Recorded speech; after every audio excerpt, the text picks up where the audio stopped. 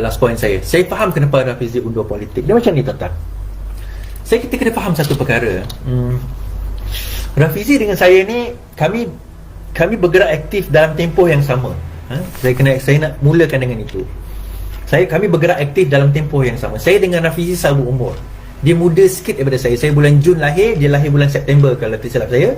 Dan kami lahir tahun 1977. So di UK dia aktif dengan gerakan UKEC ya. UKEC, I think dia presiden kot UKEC, saya tahu dekat London masa tu. Dan dia antara yang aktif politik pada waktu. Dan saya pun aktif politik, tetapi saya underground. Saya tak pergi kepada lebih ke depan. Dan bila kami sama-sama keluar tahun 2000, saya balik 2001, I think 2003 saya balik. Dia pun awal sikit daripada saya kalau tak silap saya, ataupun mungkin balik pada masa sama. Dia balik awal, kemudian dia kerja, dia dapat kerja, kemudian baru dia aktif lewat sikit kerana dia bekerja. Dia bukan tak aktif politik, dia aktif politik, cuma dia lewat sedikit masuk politik. Ada orang kata, alah dia kata kononnya reformasi 98, tapi dia masuk politik pun tahun 2004-2005. Dia join Malaysia 2004-2005 kerana dia bekerja. Dia pun baru grad masa tu. Kenalah, politik tak bagi makan kami tuan-tuan. Lainlah dengan orang yang cari makan dengan politik. Kami tak cari makan dengan politik. Jadi kami kena bekerja. Tapi dia dah aktif sejak UKEC. Itu saya boleh jamin, saya boleh nyatakan dia antara orang yang bawa Nurul Izzah pergi ke UK pada masa itu untuk berceramah dan bercerita tentang politik semasa. Okey. So bila dia balik, dia aktif dengan politik later, awal daripada saya, walaupun sebelum tu dia tak aktif kerana dia bekerja. Kami ni baru grad, baru nak cari kerja, baru nak bertapak. Yalah, kami kena kerja. Kami tak cari makan dengan politik. Saya tak cari makan dengan politik, Rafizi tak cari makan dengan politik. So saya aktif politik, Rafizi pun aktif politik, tetapi dia lagi aktif daripada saya. Saya nak kena, yalah, kita ada keluarga, kita baru nak mula perniagaan, kita baru nak mula bekerja. Jadi saya sendiri, saya kurang aktif, maksudnya saya kurang menonjol. Tetapi saya aktif bila ada pilihan raya. So saya tolong pilihan raya 2004, saya tolong pilihan raya 2008, saya tolong pilihan raya 2016 Sarawak, saya tolong pilihan raya 13, saya tolong pilihan raya 2016, 2018. Saya tolong pilihan raya kecil. Mana yang saya boleh tolong, saya tolong. Tetapi pada pilihan raya sahaja. Berbanding dengan Rafizi dia tolong, dia keluar. Saya ingat lagi 2008, 2013. Lepas 2013 tu terus 2008 kita menang 5 negeri. Lepas tu 2013. Lepas 2013 tu dia nampak ada peluang, dia terus. Sebelum 2013 pun dia dah mula aktif dah. Bercerita ini. Dan 2014 dia terus bercerita tentang GST, lembu dalam kondo. Dia dedahkan tentang akaun, dia dedahkan tentang LT80, tabung haji, 1MDB. Dia pergi tour, cerita whole around Malaysia. Saya masa tu GST pun saya cerita dekat seluruh Sarawak je. Saya buat tour dekat Sarawak pada waktu itu. Dan saya tidak dikenali, sebab saya lebih fokus kepada membentuk keluarga, membentuk bisnes saya untuk develop. Saya kat arah tu. Politik saya jadi part time sahaja. So dia fokus kepada politik, dia betul-betul, sehingga dia ditangkap, dia didakwa, dia di lock up, dia di penjara, dia sehingga dia tak boleh bertanding pada tahun 2018 kerana dia didakwa di bawah Akta Bafia pada waktu itu, sehingga dia tak boleh bertanding. Kalau sekiranya Pakatan Harapan tak menang pada tahun 2018, dia confirm akan masuk penjara. Confirm dia akan masuk penjara. Bukan sebab dia curi duit, bukan sebab dia rompak duit, bukan sebab dia songlap duit, tetapi kerana dia mendedahkan. Dia mendedahkan apa? Mendedahkan kes lembu dalam kondo Syahrizat Jalil. Sebab itu dia kena dakwa. Hanya kerana dia mendedahkan penyelewangan dalam negara, dia kena dakwa dan boleh dipenjara pada waktu itu. Namun apa yang berlaku tuan-tuan, dahlah dia tak boleh nak jadi YB. Dia ada risiko masuk dalam penjara. Dia buat invoke dengan duit dia sendiri. Dia buat segala-galanya. Dia pergi kempen dengan kenderaan dia dan sebagainya.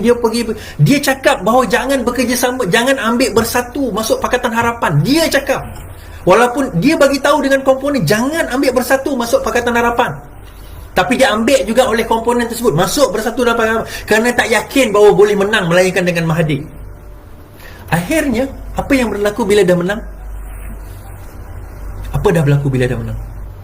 Nama-nama yang diberi oleh Rafizi dan Kak Wan semua kena tolak oleh Mahathir. Nobody says anything about it.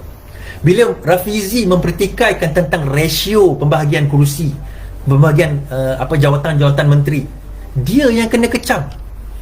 Bukan masanya, bukan orang kecam dia.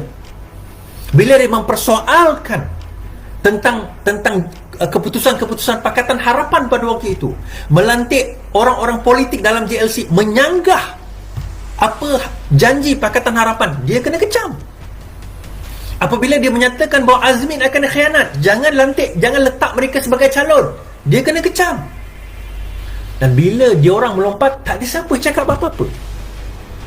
Tak ada siapa yang cakap apa-apa tentang perkara itu.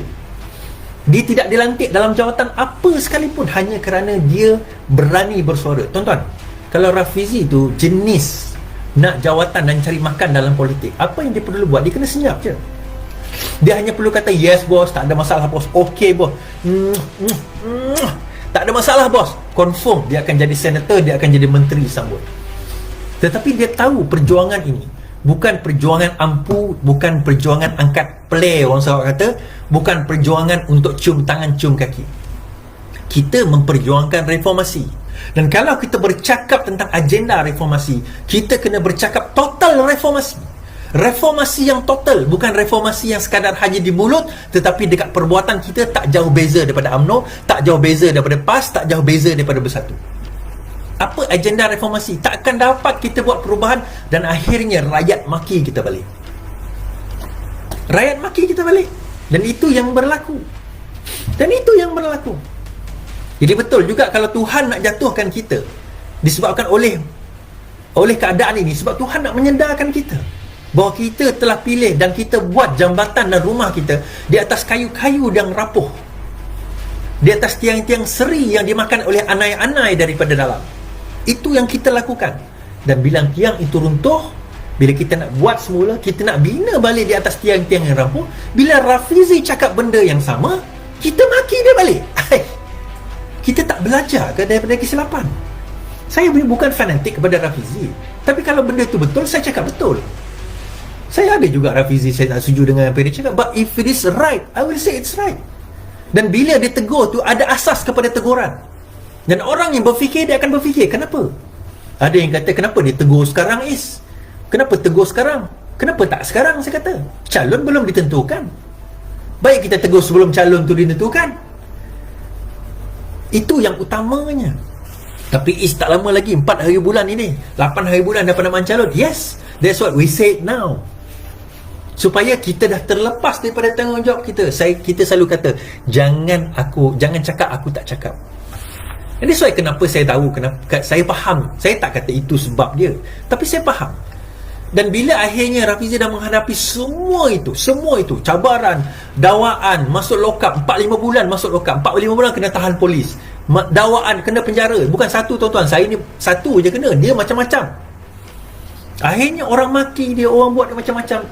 Dia kata tak apalah, kalau itu keadaan dia, korang teruskan. Sebab apa? Rafizi ni macam ni tuan-tuan, anak dia ni, saya nak cerita lah, anak dia, saya dah settle, hal keluarga saya dah settle, anak-anak saya dah besar, anak-anak saya dah nak kerja dah pun kan. Anak dia masih kecil lagi. Dia tinggalkan kehidupan keluarga dia untuk dia abadikan dalam politik, tanpa dia dapat fikir apa-apa laba daripada politik dan apa-apa keuntungan daripada politik, tak dapat pun. Dia buat info tu bukan duit politik tuan-tuan, bukan duit parti, duit dia sendiri. Dia spend 7 juta lebih untuk menangkan Pakatan Harapan. Bila dah menang, ada YB yang berhutang dengan dia, tak bayar pun. Tuntut-tuntut pun tak bayar, YB bayar. So bila dia tinggalkan, untuk apa? Sebab dia nak bangunkan keluarga dia, dia nak bangunkan kehidupan dia balik. Setelah dia tinggalkan lama, saya dah bangunkan, jadi saya datang. Adakah dia betul, saya salah, saya betul, dia salah? No, that's not the point. Kita hanya ada satu masa, dan masa kita going in a one direction, satu direksi. Kalau kita pilih, kita nak libat dalam satu benda, kita akan fokus dengan benda itu, and itu saja. Kita tak boleh pergi jauh. So kalau dia kata dia nak fokus kepada politik, dia fokus kepada politik, dan itulah yang berlaku. Saya fokus kepada family, saya fokus pada family. And that's why saya tak kelihatan sebelum ini, saya tak nampak sebelum ini. Kerana apa tuan-tuan? Kerana Rafizi ke depan, saya ke belakang. Nah, bila Rafizi sudah ke belakang, biarlah dia bentuk kehidupan keluarga dia, dia bentuk kehidupan diri dia, biarlah dia buat untuk diri dia sendiri. Saya ke depan, ambil alih seketika. Bukan saya kata saya ambil alih daripada Rafizi, tak. Tapi I'm continuing the legacy. And satu hari nanti kalau Rafizi datang balik, I will pass the baton. Sebab kita tahu perjuangan ini bukan perjuangan untuk nak jadi YB semata-mata, bukan perjuangan untuk nak kaya semata-mata. Kalau nak kaya, tuan-tuan tak payah join politik lah. Kecuali anda orang UMNO, orang PAS, itu join politik. Kalau tak payah join politik. Buat bisnes, kerja dengan orang, tu lagi kaya. Tak susah, tuan-tuan. Politik ni susah. Bercakap tentang apa nama, bercakap tentang corruption, tak boleh, kita sendiri tak boleh nak korup, kita kena jaga kita punya integrity. Duit pun guna duit sendiri. Ni saya nak travel, bukan guna duit parti pun, ni saya guna duit sendiri. Tak ada parti bagi 1 sen pun, tuan-tuan, tak ada. Tapi takkan parti tak ada. Kau tak minta, tak perlu.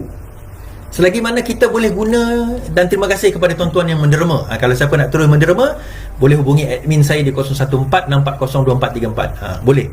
Saya daripada derma tuan-tuan lah, saya boleh masuk duduklah dalam bilik ni. Alhamdulillah, terima kasih. Esok saya ada rakan saya akan join saya. Kita akan bagi konvoi sama-sama, duit minyak, duit makan, duit hotel. Tak ada duit, kita duduk lah dekat masjid ke dekat surau R&R ke tidur dalam kereta. Tak ada masalah. Yang penting perjuangan kita ni jangan kita lupa dan jangan kita